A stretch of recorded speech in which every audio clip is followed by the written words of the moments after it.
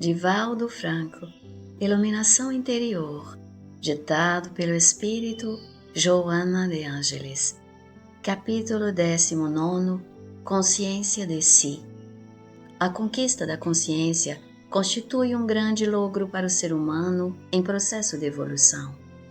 Transitando pelos impulsos do instinto, enquanto fixa a razão, lentamente supera as paixões primárias, de forma a alcançar os patamares das emoções mais sutis, inevitavelmente através das reencarnações, conseguindo o despertar da consciência, que passará a conduzir-lhe os passos no rumo de mais amplas aquisições.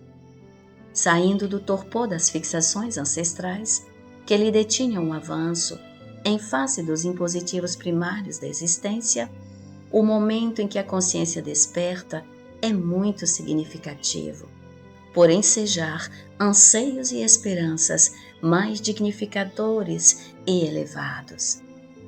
Cansando-se dos fenômenos meramente fisiológicos, abrem-se-lhe as perspectivas psicológicas, facultando a vivência de sonhos e aspirações de felicidade que se encontram além da posse do prazer sensorial a que se submetia.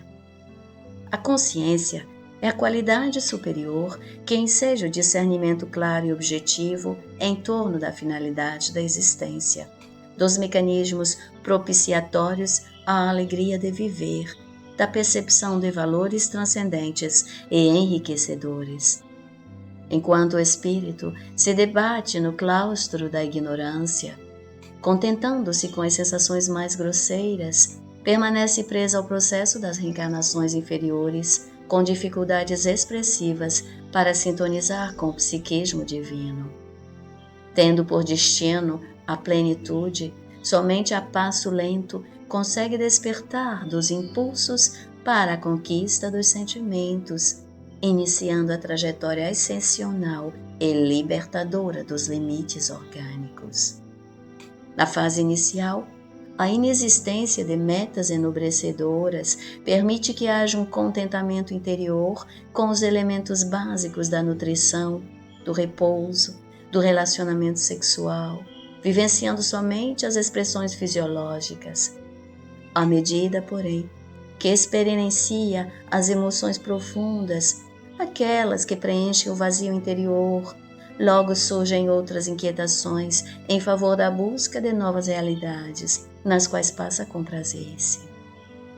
Somente a espécie humana consegue esse valioso atributo que leva à integração verdadeira na vida com as demais expressões de beleza e de realidade.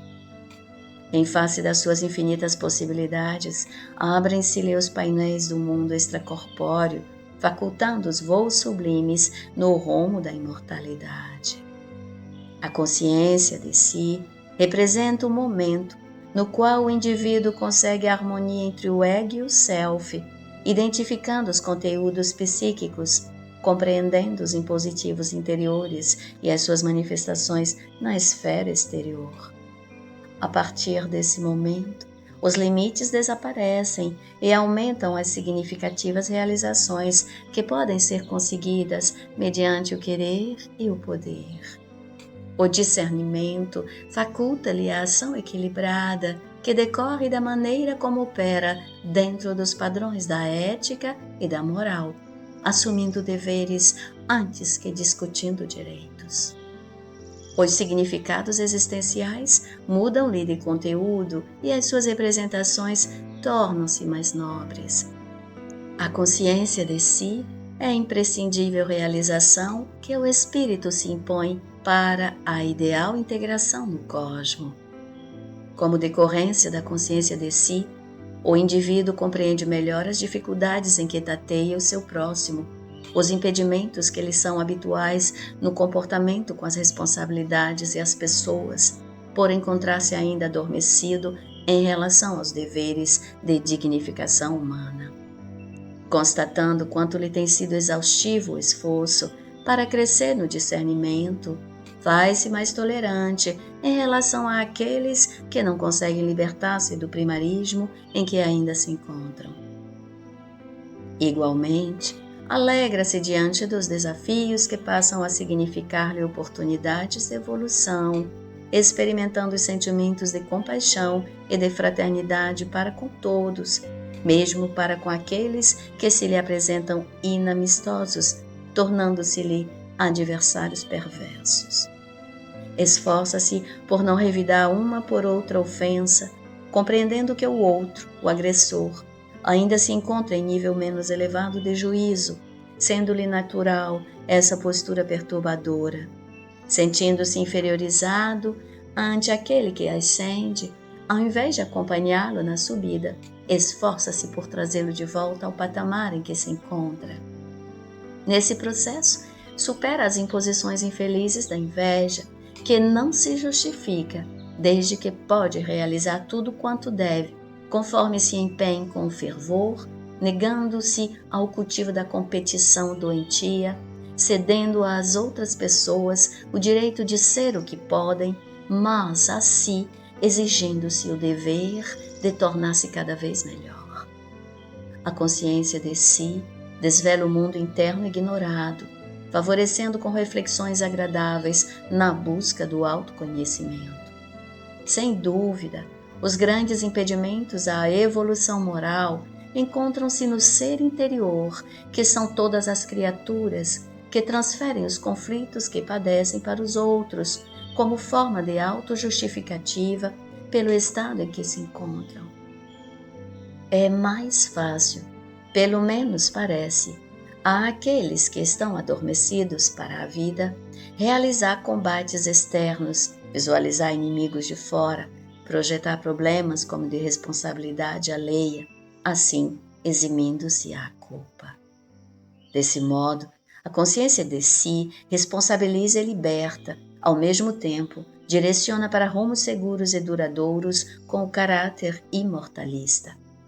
Por essa razão, o mestre Nazareno asseverou que mais se pedirá àquele que mais recebeu, equivalendo à sentença: quem tem conhecimento e consciência da verdade não se pode eximir da responsabilidade dos seus atos, sendo penalizado, quando erra, pela própria consciência desperta, que não pode ser anestesiada. Assim sendo, a vida já não se restringe aos impositivos materiais, mas transcende o túmulo e o berço, sempre renovando-se e propiciando mais dilatados horizontes.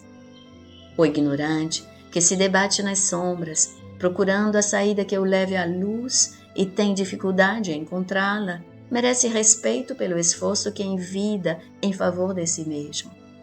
Aquele, no entanto, que já encontrou a porta abençoada e que conhece os impedimentos, naturalmente esforça-se para auxiliar quem se encontra no dedalo sem rumo seguro. Empenha-te desse modo pela conquista da consciência de ti mesmo, identificando os objetivos essenciais em relação àqueles que são secundários, entregando-te ao trabalho de consegui-lo. Não esmoreças quando depares impedimento perfeitamente natural, em razão do largo período de entorpecimento da razão e do juízo correto, repetindo as tentativas tantas vezes quantas se te façam necessárias. Quem busca a verdade não se contenta com as fantasias. Sê tu, portanto, aquele que se descobre, não necessitando das críticas ácidas de amigos e inimigos que não têm o menor interesse pela tua iluminação. Recorda-te de Jesus e da sua consciência de si no ministério, arrostando todos os desafios e incompreensões, permanecendo irretorquível a serviço do Pai Celestial. Imita-o, embora os teus limites, e segue adiante sem receio.